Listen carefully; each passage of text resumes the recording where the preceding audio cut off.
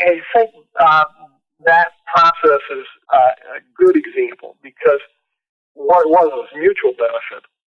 And the reality that we faced was even though many of the larger community foundations had invested a lot of money, none of them were satisfied with the system that they were using. And the only thing that appeared to be available on a national basis was the system of California. I'm trying to remember the name of it. Yeah, it was something Star. But at any rate, there really just were no big satisfactory solutions, and larger community foundations kept pouring the money in and still were not happy. The reality was they knew they needed help, and they needed help from probably from the large privates, either Kellogg or Kresge or something of that nature. The dilemma that was faced was they weren't going to get that kind of assistance as long as everybody came on their own.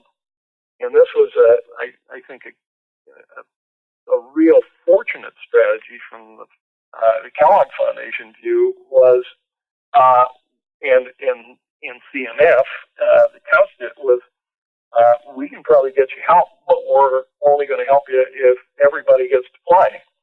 And we're not interested in helping individual community foundations. So if you really can come up with a solution for us or a recommendation, we'll be happy to take a look at it.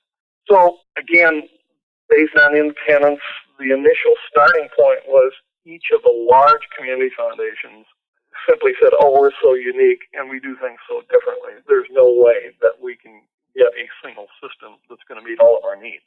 So that was the starting point. And the view was, here's the dilemma. We can't get help unless we do it together. And we don't think we can do it together because we are so unique that we were not going to find a system that meets all of our needs. So the starting point of the discussion almost was, this can't be done. So the next process and the issue was we had to first change the mindset. We started with a question that said, given that we have a huge challenge ahead of us, and there's a good possibility that we may not be successful, let's start with the question, if we could do this, would it be a good thing, and would it be mutually beneficial? And the uniform response to that question was, oh, yes. If we could, it would be great. We don't think we can. So then the next part of the process was the people who needed to be involved in evaluating and determining whether a system would meet their internal needs were a second line of management. And they were the ones who had knowledge of the systems they were using, knew what they were trying to do, how they were trying to do it. And so that group met, but they didn't have the authority to make a decision. Each CEO reserved the right to decide whether they would move ahead or not. And while they looked heavily to their second line management for direction, they reserved the right to say, I'm not going to do this until you can satisfy me that it will meet our needs. So when we started the discussions, the charge that we put down and the charge that the task force had was we will meet until we reach one of three conclusions. One, there is no existing system that will meet our needs, or there is or is not. If there is not an existing system, then the second question is, could we economically have a system developed that would meet all of our needs? And if the answer to that is yes, then that becomes the next best solution. And the last conclusion was we will continue to meet until we reach an impasse, which makes it where it becomes very obvious that there is no way we can meet the needs of the large and small community foundations with one system.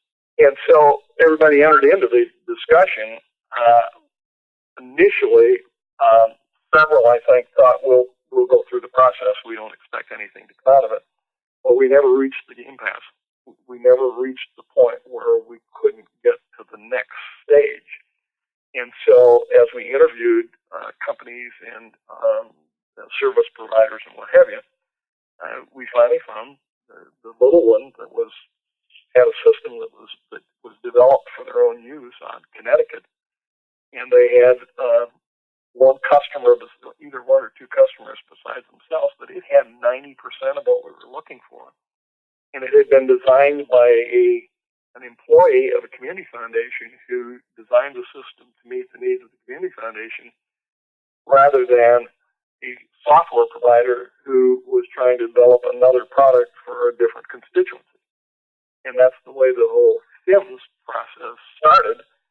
And the end result was that at one point, I think almost 80% of all of Michigan signed on. And then at one point, I think they had 70 or 80% of the numbers and by assets of systems in the country.